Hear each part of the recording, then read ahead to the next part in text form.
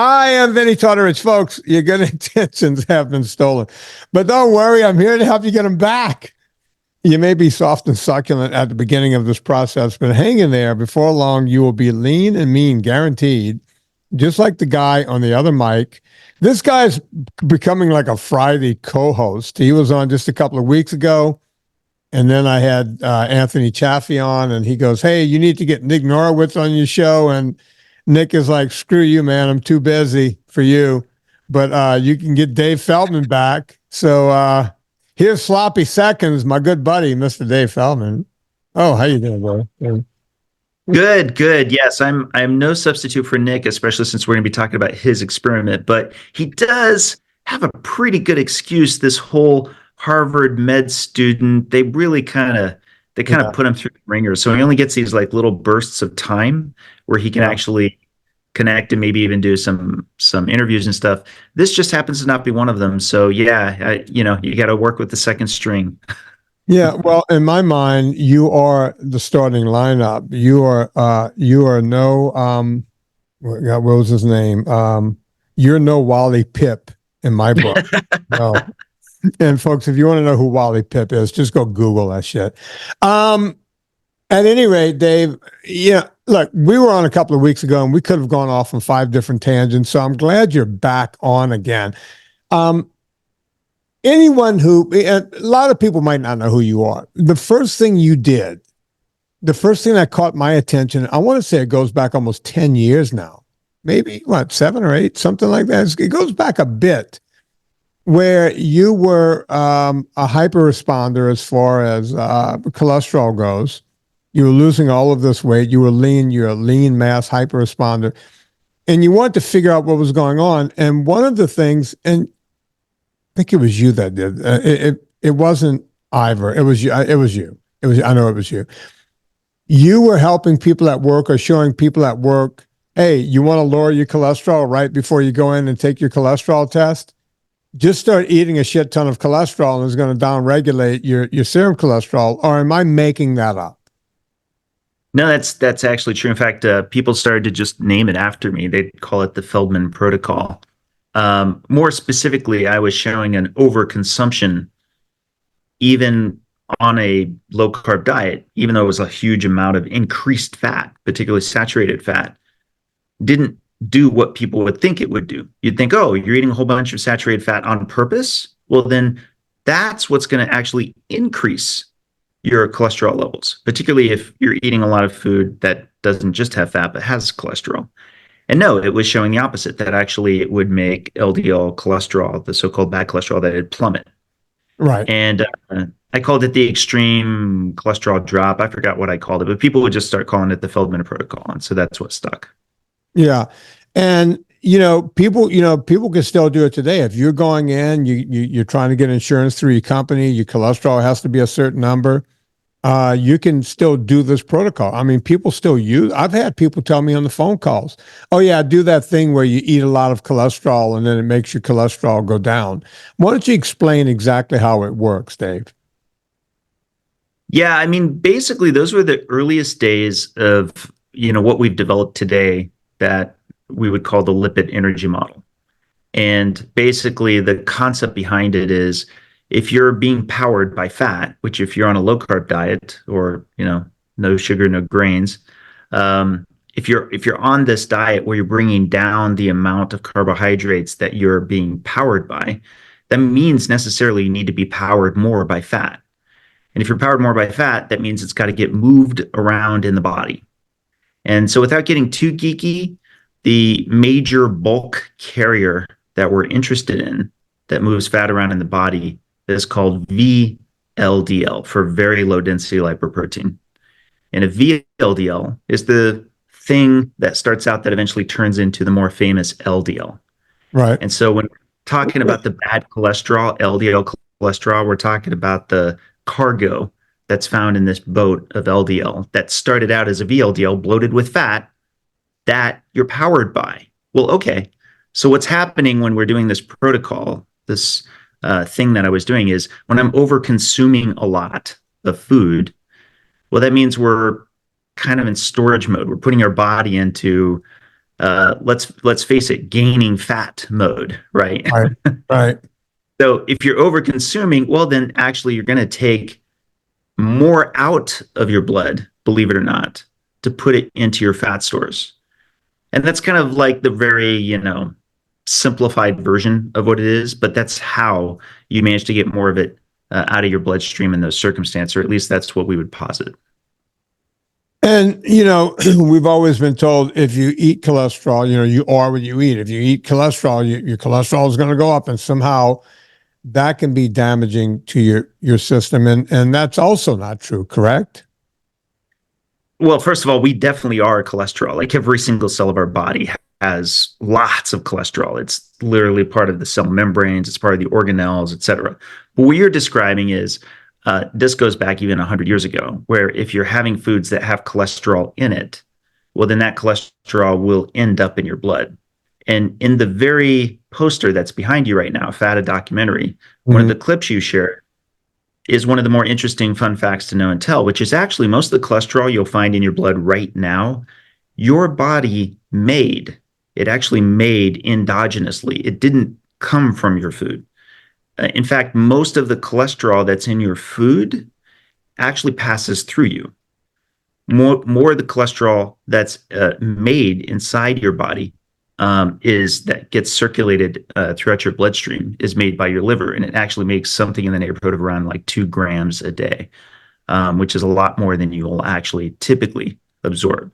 Now, there's some counterbalancing. So if you're consuming a more cholesterol-rich diet, you will tend to absorb more. But interestingly, your liver will then make less. It'll make less if you get more from the diet. And conversely, if you get less from the diet, you'll actually make more. So your body's quite insistent on making sure there's enough cholesterol that's produced, not only within the cells themselves, but also that's made available in these boats that I was just talking about, these lipoproteins. So can we say subsequently, if you're not getting enough cholesterol from your diet, your body will make more? Absolutely. There's existing science that shows that that's the case. It will try to reach a certain threshold of cholesterol to then be circulated through your circulatory system.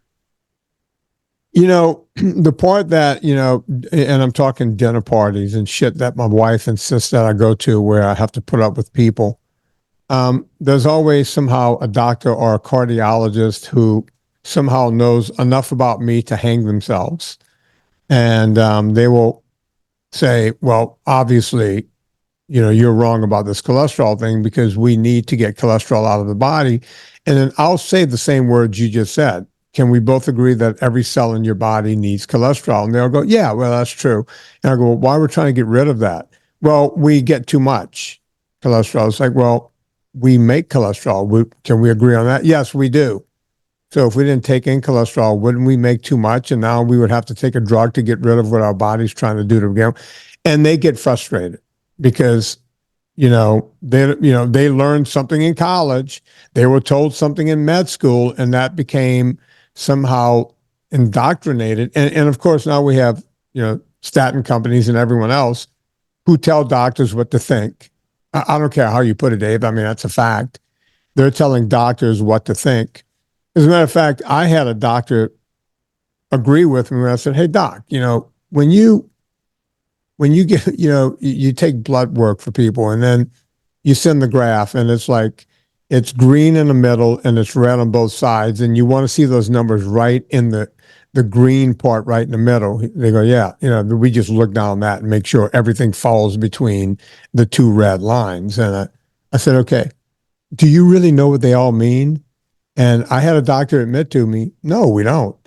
We just know that we look down the chart and it makes us look very smart. This is a good friend of mine. That's why he could talk openly with me. We look down the thing and we see that and I'll go, so in the case of cholesterol, if it's in the red, going towards the right, meaning, oh, it's too high, right? Do you automatically, because yeah, we have to tell people, we have to put them on a statin. It's like, is that your professional opinion? It's like, no, that's protocol. Have you had any doctors tell you this or willing to admit that to you? Or is that something that you can speak to?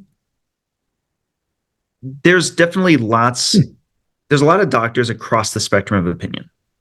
I'm sure you've met doctors, and you might have been describing one yourself, a lot of doctors who feel confident that LDL cholesterol, or for that matter, the LDL itself that carries it, it's a waste product. It's a toxin. It's a byproduct of lipid metabolism that is waste, that is in your body, and it's only dangerous. And the lower you can get it, the better. There are, however, a number of doctors that are sort of in the, let's just say they're not fully convinced that it's as concerning as it may come off. Maybe it's a little concerning, but that it doesn't have as strong of an effect as, for example, diabetes, blood pressure, et cetera. And the data seem to support that really there are a lot of things that have a greater association with heart disease by a long shot than LDL cholesterol. The challenge is that a lot of folks who've gone low carb like myself, we didn't see just a moderate bump, right? Like my LDL cholesterol had been like, say, 120, 130. That's like right down the middle of the line. And had it moved up to like, let's say 150, I'll bet my own doctor would have been like, I'm glad, Dave, that you lost a lot of weight going on this diet and things improved a lot. Knowing him, he wouldn't have cared that much, but it didn't go to like 150. It went to like 250. So now I'm in the top 10% of the top 1%. And so at that point, you have a lot of doctors who might have been in that sort of middle zone, like my doctor was, who could have been more comfortable with 150, is absolutely not comfortable with 250. Right. And that's why this is a huge, huge push to really find out where everyone's at. Like, can you ignore an LDL of 250? Well, Nick Norwitz, my collaborator, particularly with a lot of the published work, he has an LDL that hovers between 400 and 500. LDL, not total. I just want to LDL, right? Yeah, LDL okay. cholesterol. So that's at the levels of what's known as homozygous familial hypercholesterolemia. Basically, we never saw LDL cholesterol levels this high, except in people who had a genetic disease that could result in LDL levels this high. And that's pushing everybody's interest. But to your point, doctors across the spectrum, they might have had somewhat moderate opinions depending, but I don't care what room you walk into, if it's got 100 doctors in it and you go, this guy has 400 to 500 LDL cholesterol, is that okay? I think 99 of the 100 are going to say that's not okay. That's somebody who should really take steps to lower it. And do you believe that that person needs to lower it? Well, this is where I always have to be mindful that I don't know, and I'm going to get that data. Before I would state that per the lipid energy model that we're working out, it may in fact be physiological, and that gives me some sense of optimism. But I would always say cautious optimism. Right. And I always thought that was good enough to say, Vinnie. You've probably heard me say that many times before. I'm cautiously optimistic that people like myself and Nick Norwitz, that we're going to find this is physiological and not actually pathological, which is to say that it's disease causing. But I don't even say that very much anymore because I got my way. We're now studying it. We're now actually getting the data. So it's kind of more one of those things where I say, you know what, whatever my opinion is, it's literally about to change. Like quite literally, as I'm talking to you now, right? We're just a couple weeks away from getting the very last of the data from our study out of Lundquist, which I've chatted with you about for years now, and it's just about to reach the end of its first scope. So it's almost like hold that thought, put a pin in it. Wait a second. We're about to get some more data. The last time I appeared with you, we had done the match analysis, and yeah, the match analysis looks good. But that said, we want to get the final analysis that's going to be the longitudinal data and see if there's a rapid progression at a population level for this cohort that we have. If there is, then that'd be concerning. If there's not a rapid progression, if it's relatively mild, typical of, say, middle-aged folks that we're studying, that's going to be a pretty big deal because they shouldn't. Per modern medical science, they should have a rapid onset progression of plaque formation. I love that.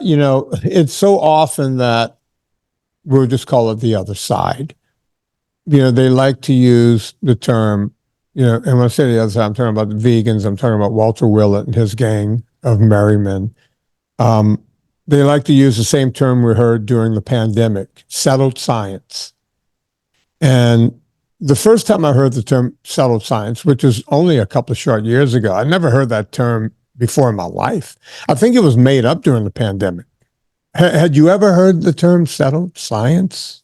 I have. I've heard settled science my whole life. And I don't even want to say what it's to, because it's usually about something controversial for which there is still active debate as to what it, like, you don't take the flat earth thing. I don't find that there needs to be big proclamations that it's settled science, because people just don't pay attention to flat earthers. Like, they don't feel like they need to state that it's settled science. But if you do, all right. Let's take that. I didn't mean to jump on you, right? But let's take flat earthers, right? Okay. If you're a flat earther, and by the way, folks, we're not kidding. There's certain people that think that the earth is flat and that you can literally walk off the end of it. I think that's what they actually believe. My question is, okay, let's go take a long walk and let me know when we get to that edge, and let's look over the edge and see what's down there. Has anyone ever been able to go to the edge and see, I can see if it's 1491, before Columbus got, the Queen of Spain to hand him a few shekels to go sail the ocean blue. And we could go, all right, maybe over there you fall right off. Your ship is going to go right off, right? But now I would say to anyone who's a flat earther, great.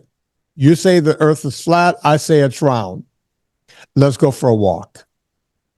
Let's go for a walk. Let's walk for the rest of our lives. Oh, wait, that's not fast enough. You want to go in a car? Let's go in a car. Let's just go. At some point, we have to get to the end, right? And what would their answer be? What would their answer be? Oh, wait, we're still going? We're not there yet? The world is just infinite? Oh, wait, we're back where we started? We went all the way around the fucking world? That's why those guys, it's like, that's settled science. If you get in an airplane, you get high enough, you can see the horizon is dipping over. I love whenever I go over the North Pole, right? When you're going over to Europe or something, you can see the arc. You can see, oh my God, look at that. It curves, right? Yet, when we're talking about this and they use settled science, I sit around and go, how's this settled science? It's ongoing. And you never use that term, Dave. I didn't mean to go off on a tangent here, but here I am. No, but you're not saying, I did one study and it's settled science. You're going, wait, right. We did this. We proved something. Now let's see if we can. It's almost like you're trying to fuck up your own proof to prove something else. Or am I making that up? No, that's exactly what science should always be. You should be at all times your strongest critic. You should know the best ways to attack your own hypotheses, what would best disprove your hypothesis. Because you can never really prove, but you can disprove hypotheses, right? That really is the best way to do it. And quite literally, the very first time I got to report the most exciting data, when we'd gotten our original 100 scans at Low Carb Denver last year, I went in front of the audience and I said, I can't even believe I'm saying this, but I want to start getting a companion study together. Let's start getting another study in parallel, because while one study, and I think ours may be, I don't know, but I think our first study may be pivotal. It won't be definitive. And science is built on replication. So you're exactly right. As excited as I am, as much blood and sweat and tears as I poured into this study, even if it turned out to be the best thing I could have hoped for, I'm not going to feel like it's time to start running victory laps. I think it's important more than ever to push for further replication to confirm whether these happen or not. That's why, by the way, we're doing this conference. I mentioned this to you offline, but we're doing a conference here in Vegas, and it's a fundraising event. Basically, it's just a conference it's really a fundraising event masquerading as a conference, but it's in Las Vegas, so it's going to be a lot of fun. But we got an all-star cast of people who are going to be doing presenting, but we're basically trying to shore up a lot more money for the next study, because you're exactly right. It's not necessarily going to be a settled science, but there is something kind of important. You and I chatted about this before. Why is our study so different? It's not just that we're looking at people who are fat adapted, who see this response like Nick and myself and many I know you're talking to. It's because, interestingly, we've never really done a study ever on people with very high levels of LDL cholesterol, but who do not have some form of dysfunction in lipid metabolism. All studies you look at, they have at least a partial population or exclusively focus on folks with some kind of dysfunction, some kind of acquired illness like metabolic syndrome or something like familial hypercholesterolemia. We've never found a group of people that have really, really high levels of LDL or isolated, went after people who have high levels of LDL for whatever reason it is, but seem to have a functional and perfectly working lipid metabolism. And that's where it's absolutely novel. What we're doing is brand spanking new. It's just never been done before. Right. And that's part of what makes it exciting. Yeah, look, I'm excited about it. And I want you guys to keep trying to screw yourself up to figure out where we are with this, right? And look, I mean, you're the exact opposite of confirmation bias, right? You're like, hey, we did this, and turns out there was a study going on at the same time, and that really helped our study out. That's not enough. We're going back in and we're going to do this again. That's why what you're doing in Las Vegas is so important, because all of this stuff takes money, right? I've talked to Tim Noakes about it. Tim Noakes has done more studies on human performance than probably any other human being on the planet, right? But it all takes money. He happened to be within a university where he could get the money and do whatever he did. That's why Tim Noakes is so important. You guys are trying to do the same thing, but you don't have a university behind you. You don't have Harvard behind you, let's say, right? Yeah. So nor do we have a lot of sentiment. We don't. There, everybody on the more plant-based side, everybody on the more pharmaceutical or device side, they have business cases attached to it. Right. We don't. There's not a lot of money to be made. And there's not a lot of sentiment that follows it right now. There's a lot of pushback on low. It's fascinating to me, honestly, that there is so much pushback, because it's not like you have to say the diet of low carb is for everybody or that's a panacea. But there's definitely a lot of people who get special efficacy for it. So let's just get it. Let's just get the data. If you're so sure that this is so bad for them, let's go get that data and find out. Oh, but look, we need that data, but they're going in the opposite direction. I see what they do to me online.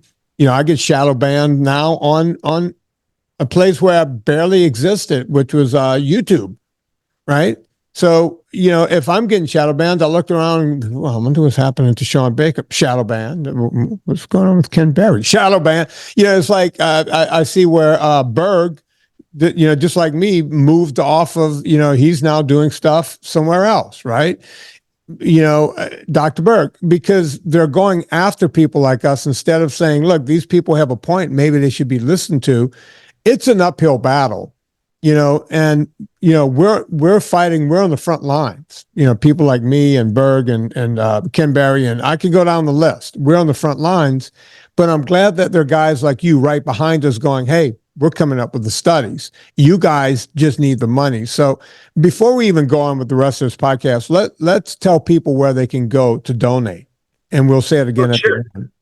Yeah, thank you for the opportunity. Of course, the name of our charity is the Citizen Science Foundation. It's a bona fide public charity, 501c3. So your donations are, in fact, tax deductible. And if you're interested in this conference, it's called the Collaborative Science Conference, or you could go to cosci.org. That's COSCI.org.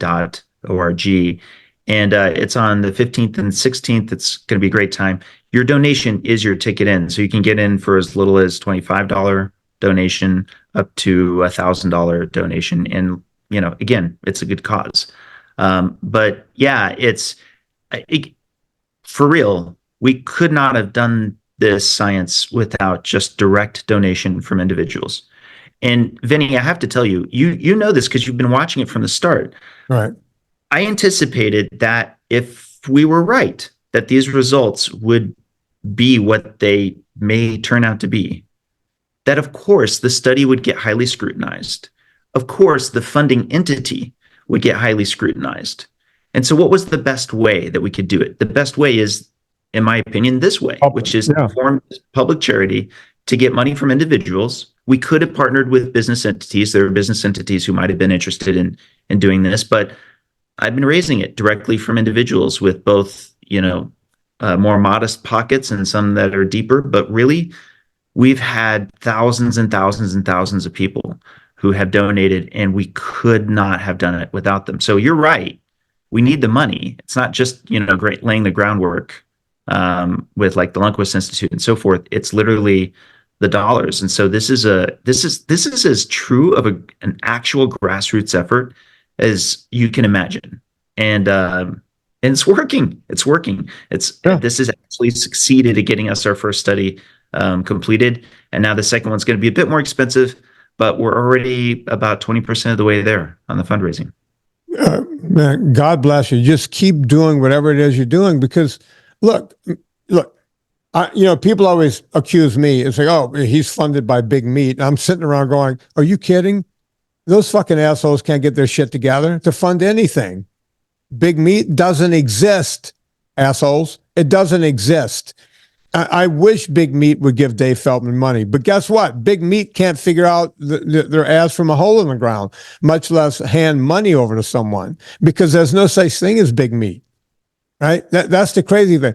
And I could go down the list, but I'm glad that you didn't take money from any corporation. I'm glad that it's coming from the public. And yes, folks, go right now and donate to that. Now, I'm going to take a quick break here. But when we come back, we're going to get a little more funsy with this podcast, because we're going to talk about the Oreo study. But before we talk about the Oreo study, I'm going to tell you about a study that I did right here in my own house. I was looking for the best olive oil on the planet, and I found it. It was Villa Capelli, best olive oil on the planet. Oh, yeah, it's a study. It's a study of one, my taste buds. But not only that, we know that, because I tell you guys, and by the way, on the phone calls, people always say to me, hey, I went and looked it up, and you're right. They could cut olive oil up to 40% with seed oils and call it 100% pure olive oil. Yeah, first couple of times I went to Italy, I would always say to myself, is it just me being romanticized by this great country and the wonderful food that I think the olive oil is better? Turns out it is, because they're not stupid enough to cut it up to 40%. They give you the real fresh stuff right there when you go to Italy. You want a taste of Italy in your own house? Villa Capelli. Go get it. Villa Capelli olive oil, longest running sponsor of this show. 10% off if you put in promo code Vinnie, VINNIE. Don't put a wimpy Y, or you won't get your discount. If you spend more than $125 after that 10% discount, let me do the math, spend at least $140. You'll take $14 off. You'll still be above $125. You'll get free shipping. Free shipping at Villa Capelli. So, Villa Capelli olive oil, promo code Vinnie, VINNIE. Let them know we sent you, and we're talking to the great Mr. Dave Feldman. Dave, I was talking to Anthony Chaffee the other day. I'm name dropping. These people all come on my podcast. And we were talking about the Oreo study that your good friend did. And, I called Nick and I said, Nick, we were talking this summer. You were supposed to come on the show. You were busy with something. Nick wrote back to him. He goes, yeah, I'm still busy. I don't have time for you. But you know who does have time for you? None other than Mr. Dave Feldman, and he'll come on and talk about the Oreo study, because I think Nick is on to bigger studies, maybe the Twinkie study or something. Who knows? But talk about the Oreo study and what Nick was able to do there. Yeah, so of course we already knew that we had a lot of papers in the pipeline, but Nick had used the example several times to illustrate the lipid energy model. that he could literally just add Oreo cookies. And if that lowered his LDL, what would that say? And he was usually saying it as just kind of sort of as an example, but hypothetical. And I think around this time last year, he said, I think I'm going to actually turn this into an N-of-1 experiment. And I'm going to capitalize on it a bit more so that it really turns some heads. I'm going to make it both Oreo cookies as one intervention, and I'm going to pit it against another intervention. I'm going to put it up against statins. Of course, statin therapy being the primary way by which you medically tend to lower LDL cholesterol. And that's what he did. He designed the experiment, but while you probably heard of my white bread experiment, he did many things that I think were a fairly sizable improvement. For one, not only having the interventions against each other, but he got this IRB approved. And that was a big deal on top of partnering with Dr. William Cromwell, who's a very prominent lipidologist and one I had been chatting about with the lipid energy model this whole time, which has a good ending, by the way, which I'll come back around to in a moment.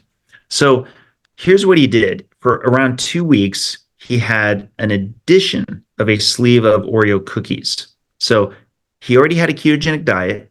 And again, his ketogenic diet brings his LDL up to, like, say, around 400. And then on top of his existing ketogenic diet, as an overconsumption, he added one sleeve of Oreo cookies, and he did it for every single day for 2 weeks.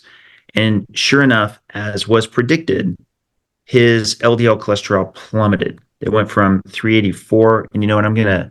Yeah, pull it up. Let's show the audience. By the way, what is considered a sleeve? You're talking to a guy that doesn't eat a lot of junk food. So how many Oreo cookies would be in a sleeve, number one? And number two, I do remember back in the day, they used to run commercials that said you could get a double stuffed Oreo. Do we know if he was using the regular or the double stuffed? He was using the regular throughout. And do we know how many come in a sleeve? It's 12 cookies a day. He's got it over here in the Oreo supplement. Oh, yeah. Now I see it. Yeah. Okay. Go on, Dave. I didn't mean to throw you off there. No, so on day 0, where he's getting his blood work, his LDL cholesterol is 384. And then you can see as he gets his next blood work on day 7, so 1 week in, it's dropped. And then on day 14, it's dropped further. Now, I don't remember exactly what it was, but I want to say it was maybe around 124 at this point.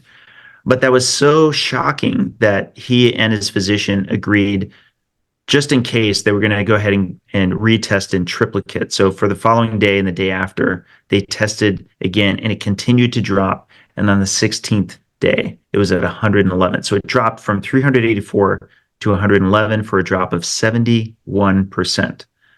71% in 16 days. Really nailed it. And really think about this for a second. LDL cholesterol dropping by 3/4 total, right?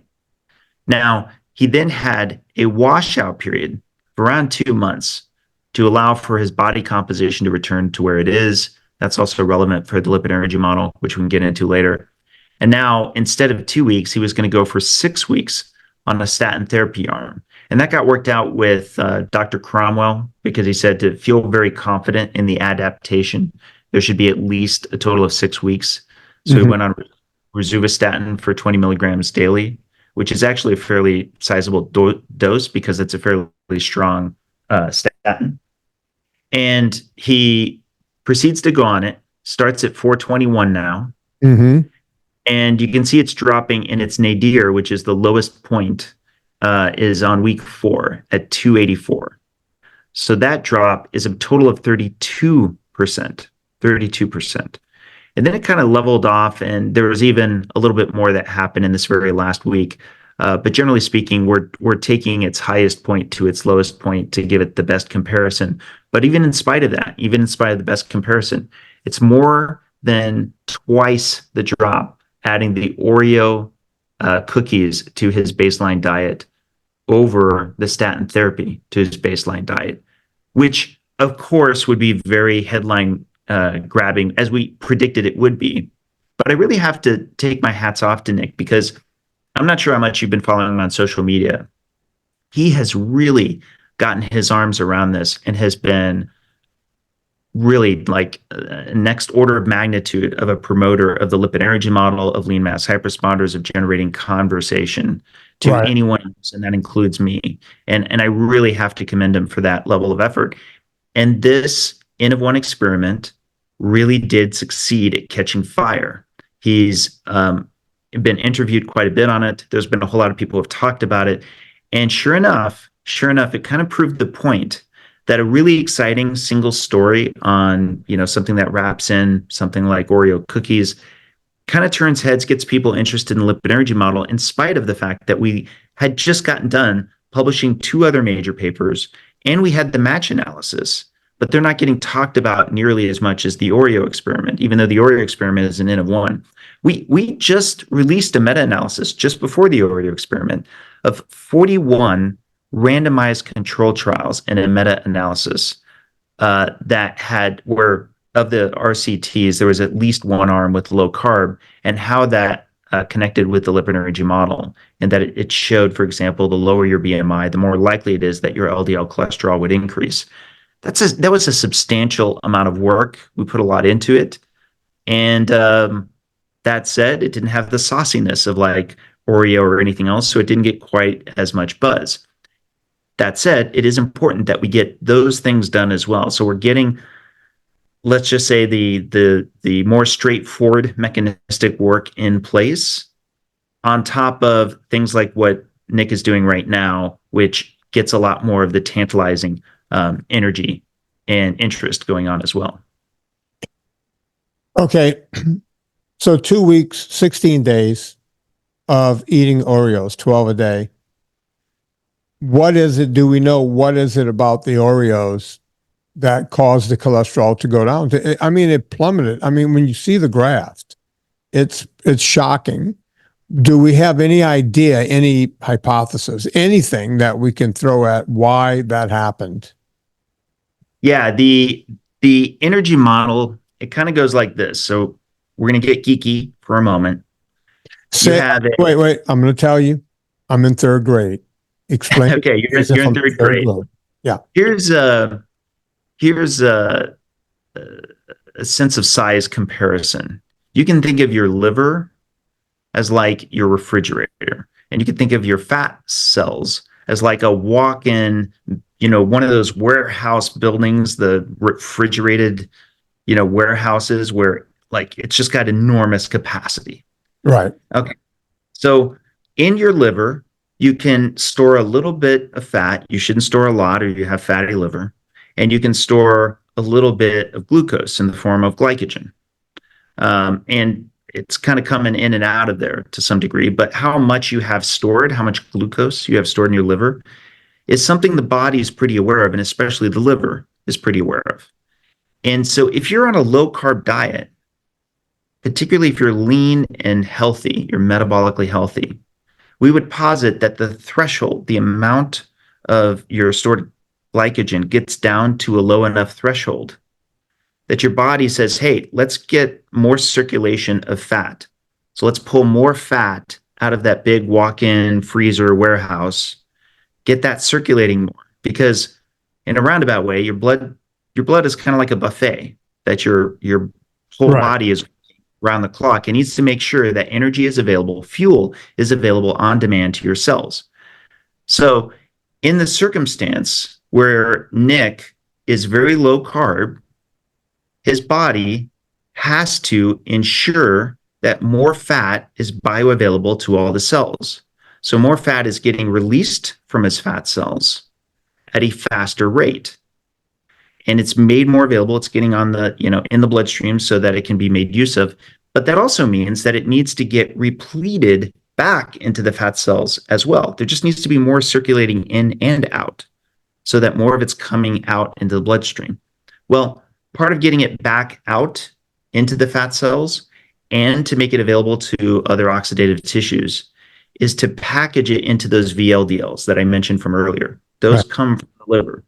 And so the VLDLs, when they're getting the fat packaged in and they're getting turned over faster, so they're either delivering it to fat cells or they're delivering it to other cells that are making use of them, such as the heart.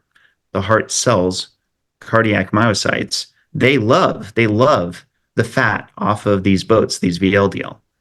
And when that happens, those VLDL will get converted to LDL. So you end up with more LDL. You can almost think of LDL as empty VLDL. They're like the boats that have succeeded at delivering the fats. Right. So that's why when you're very low in glycogen in your liver has a reason to say, well, we can't count on making as much of that glucose available. I know from looking in the fridge that there's not that much. So we need to thaw out more of these fat and then get them out and rolling until or if it goes back up again.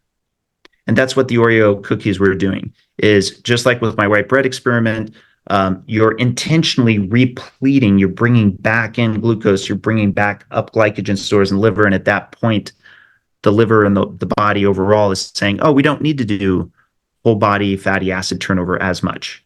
We now can, have less leaving the fat cells because we feel confident the amount that we have in the liver can be made use of. So let me ask the stupidest question I will ever ask on this podcast.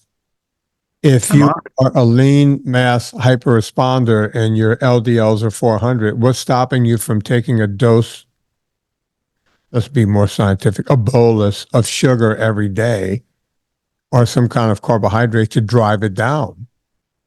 That's literally what our first paper discusses. So our first paper on lean mass hyperresponder was published at the end of 2021 and finalized in early 2022. It included a case series under Dr. Tro's patient care, who they had high LDL, and they titrated in a little bit of carbohydrates. How much? A bit like 100 grams of carbs, between 50 and 100 grams. Let's describe how much that is to the audience, Dave. Like a sweet potato is a common example. Some people might add rice, something like that. Okay. And yes, to your point, this is regularly shared in the groups as well. For folks who are uncomfortable with their high LDL, and that's a sizable number of people who are lean mass hyperresponders, if there's no downside, if for them bringing in more carbohydrates is something they can metabolize well, then they feel more comfortable doing that. And make no mistake, I wouldn't push back on that. I think that that's absolutely a viable decision people can make. I'm always walking the line of trying to sound more like a researcher and less like somebody who's trying to provide any medical advice. My job is more to get the information and to see, right? Right. Now, that said, there are some people, I'm sure you know many, I know many from being in this space, who that's not an easy option for them. They actually have a medical reason not to have carbohydrates. Oh, that's most of the people, because I don't want people to think, oh, Vinny, you're turning face on us. You're telling us not to eat carbs. Now you're saying eat carbs. No, this is a group of people who are lean mass hyperresponders who might want to get this down. I deal with people who are so addicted to sugar that, just the sight of sugar can trigger something, happening in their body. Just smelling a Cinnabon will trigger these people. I'm dealing with a whole different group, Dave. We're not talking about those. I want to be very clear about that. We're talking about these lean mass hyperresponders who think they may have a problem. And we still don't know if that's a problem to have LDLs that high, right? Right. Well, it's why we're doing this study out of Lundquist. It's why we need to do the companion study. It's not, let me put it this way, and I think you would agree.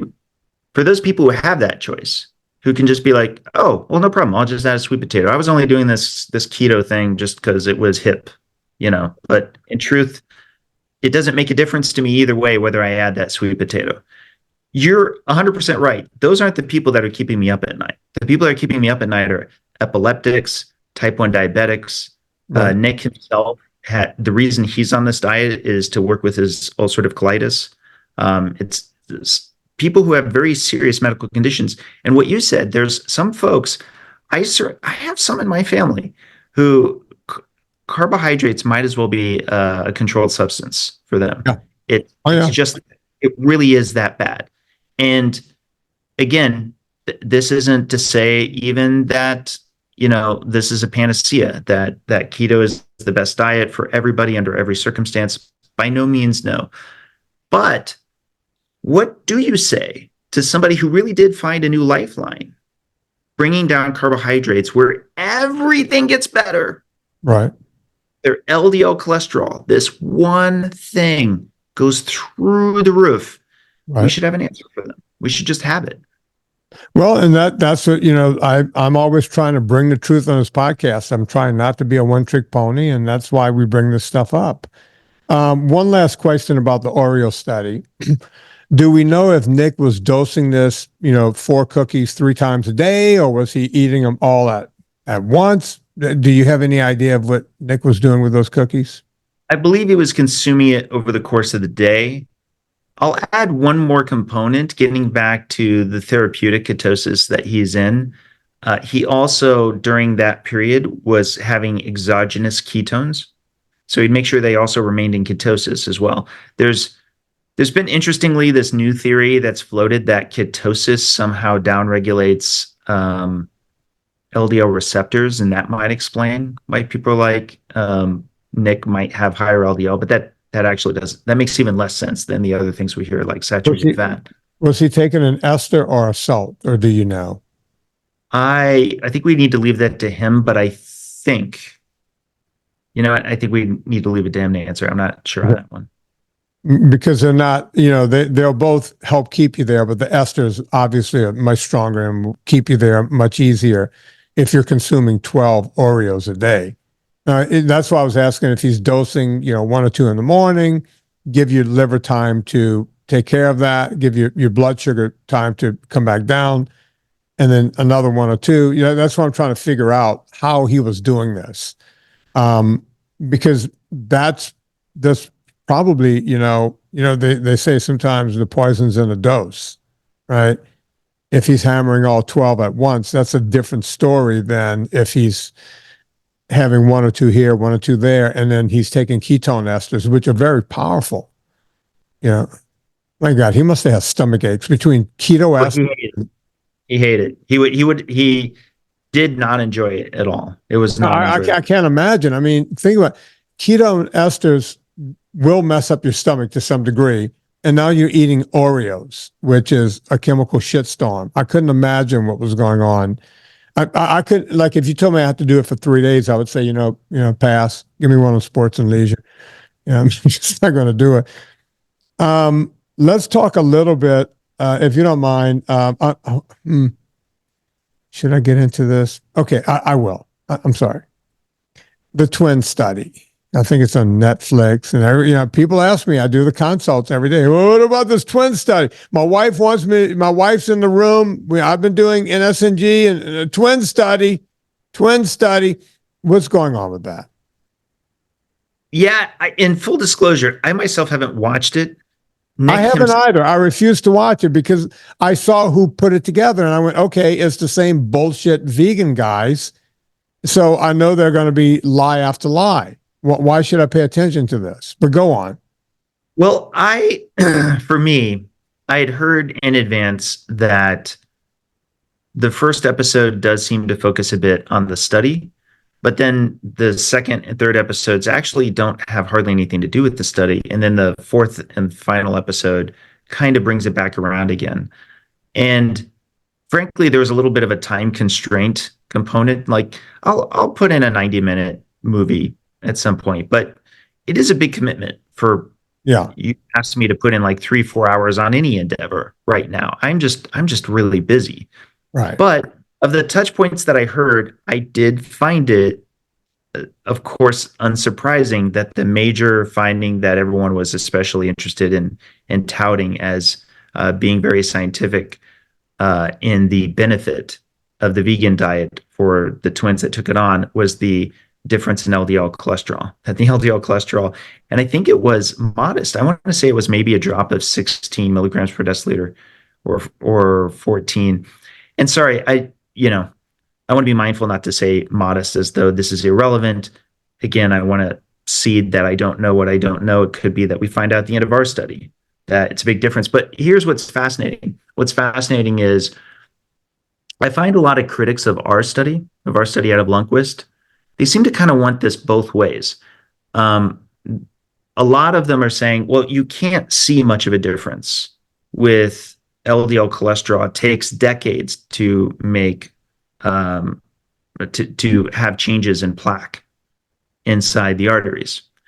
To which my answer is, well, no, it takes decades to make heart disease, actual symptomatic heart disease, where you're starting from zero and now you actually have something you can feel without looking at it through a CT angiogram, right?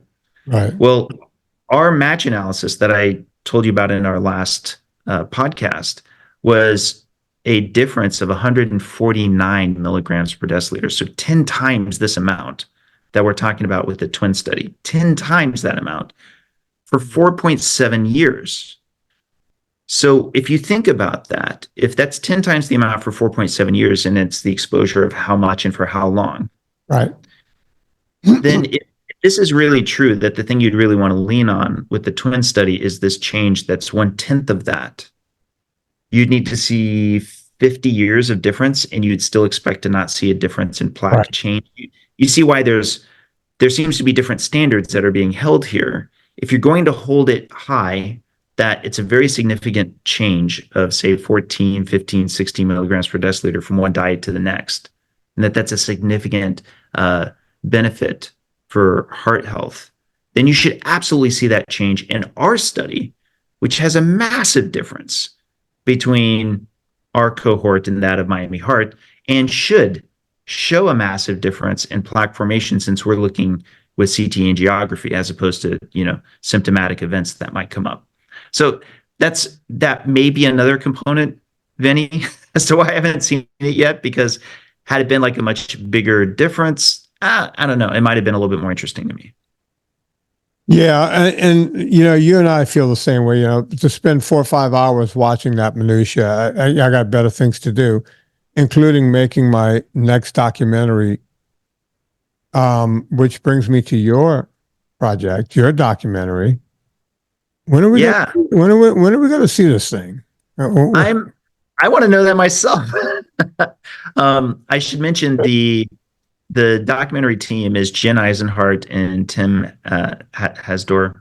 Hope I said his last name right. They made Fat Fiction. I don't know if you'd seen that one. Sure. Yeah. It was completed during the pandemic. They kind of had a bad run on timing because they literally were about to release it right as everything was going haywire.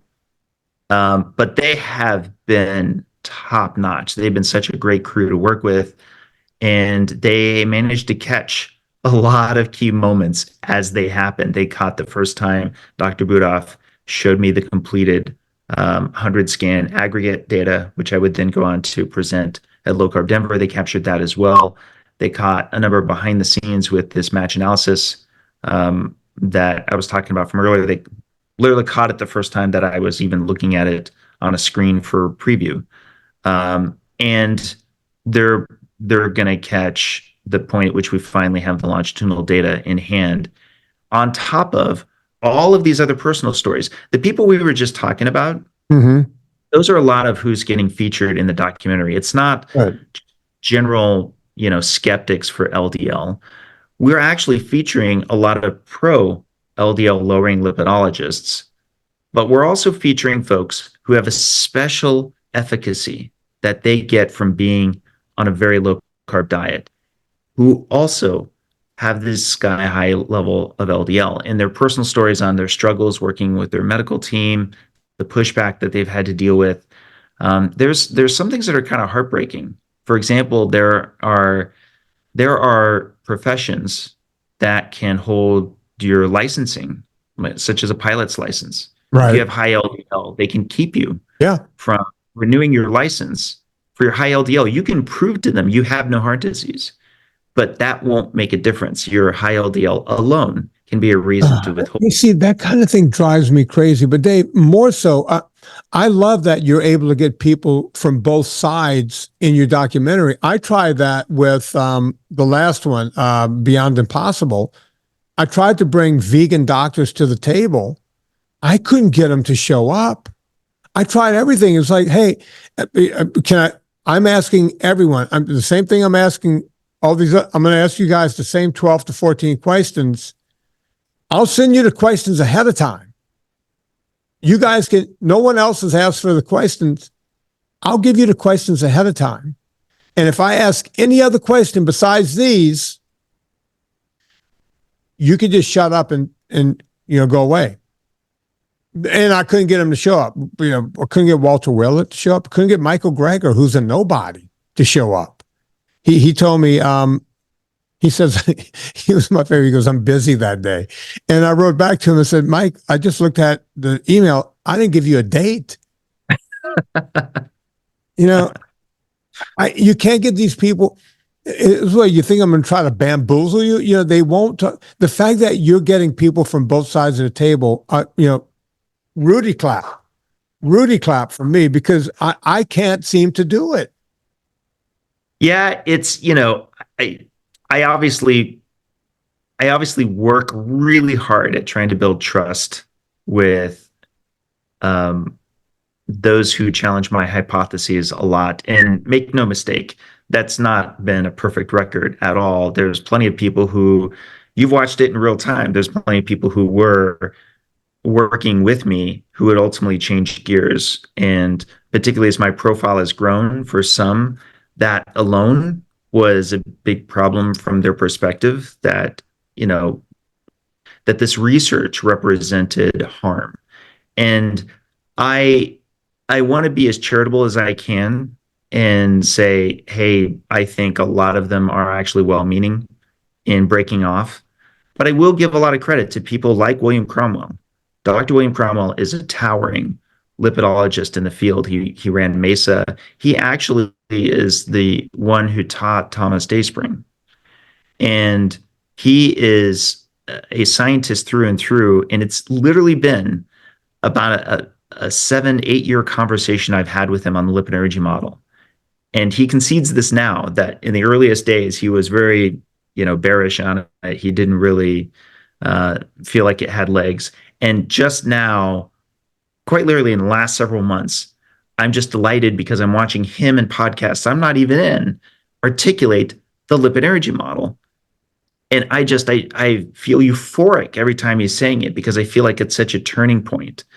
And credit to him for entertaining this ongoing conversation when we had so many key differences. But that's also part of what's exciting about this documentary, is we're getting a lot of that. We're kind of catching a lot of the tide that seems to be turning as it's happening. And it's an exciting time for that very reason. Look, there's a lot of great things that are going on right now. And I'm just glad that you guys are, picking up the baton and getting it around the track. We just have to keep rocking and rolling. Dave, I don't want to keep you forever. But before we wrap up, one more time on the donations. Where can people go to donate, and talk again about what's going on in Vegas and when it's going on? Yeah. Thanks again. It's citizensciencefoundation.org. And there's just a button right up there where you can donate. Again, your donations are fully tax deductible. It is a 501c3. And yeah, our conference, it's a fundraising event wrapped up in an awesome conference. I should give a shout out to the fact that we're not just having traditional scientific speakers, but Vinnie, I've used this also as an opportunity to feature some folks that were like I was in 2017 when I was given a shot to talk about my theory and my hypotheses. We have citizen science speakers as well. And so a bunch of people have applied for that spot, and who we also have intermingled with the featured speakers. So it's really going to be a great time. I think it's going to be a lot of fun, and it's a good excuse to come out to Vegas for a weekend. We structured it so that the Friday and Saturday are the two major days, and that way everyone has Saturday evening if they want to paint the town red, and there's nothing formally planned for the day following. So we want everyone to come out and have a good time. You can find the registration for that at COSCI.org, COSCI.org. And same thing, your donation is your ticket in, and it's also tax deductible. So again, thanks so much for everybody who already has donated.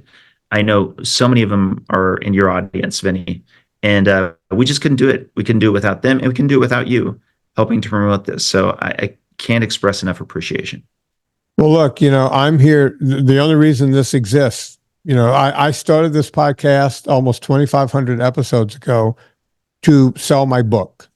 I make no bones about that. I was going to stop doing it after my book stopped selling. Well, the fucking book never stopped selling, so I got lucky. But the bottom line is, at some point, it became bigger than that. It became, wait, there are other people who have to push agendas, right? There's people like you and Nina Teichos and Gary Taubes and the aforementioned, well, no, I was mentioning him on a different podcast, but so I'm not going to bring that name up again. But there's so many people who have so many things to push, right? And it's like, well, I might as well keep this podcast going so that we could keep pushing this, get this stuff out to people, because it's just so important that we get this changed at least before I die. And I never know, I could die today. I got to go out and buy food. I could get hit by a bus. Who knows? But I'm glad that we're here right now doing this. I also told Dave, my wife is traveling a lot right now, but if for whatever reason I can make it out to Vegas, a town I despise, I cannot stand going to Vegas, but I will show up if I can. It doesn't look good, so don't expect to see me there, but it could be a surprise. Hey, I'm in LA. I'll pop over for a day. I'm not staying in Vegas. I'm not painting any town, any color. It's just not going to happen. That's not who I am, Dave. Sorry. But you know what to do with us. Before you go to Amazon, go to VinnieTortorich.com, click through the banner, puts coal on the fire, gets my train down the track. I'm able to keep the show free for a lot of years in a row. You know what to do. Rate and review the podcast. That's how other people find us and they get healthy also. Everything Dave said in the show about where he's going to be and where you can give will be in the show notes. So do not write to me on Twitter and say, hey, where's that thing that guy said about the other thing? I don't know. Go look. I got Leona over there putting everything in the show notes. Go look at the show notes. I literally pay someone, so I don't have to answer that question on Twitter. So go look in the show notes for all of that. On behalf of Dave Feldman, my name is Vinnie Tortorich. Put life into living and do it with enthusiasm.